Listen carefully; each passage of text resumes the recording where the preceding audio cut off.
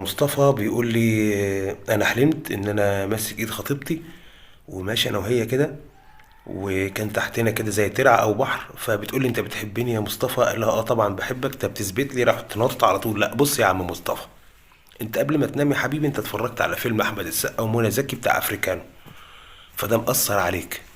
ده عقلك الباطن، ده مش حلم يا حبيبي، ده عقلك الباطن. حلك ايه؟ انك تنام ما تسمعش افلام احمد السقا تاني، مع احترامي بالليل بالذات.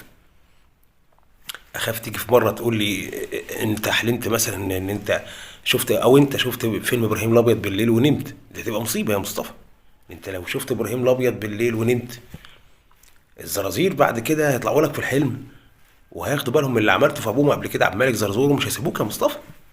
الزرازير دلوقتي كبروا، وحوريه اللي انت هتلاقيها في الحلم دي زمانها بقت جدا. ففكك بقى من افلام الليل دي، ما تسمعش تاني احمد السقا بالليل، مع احترامي.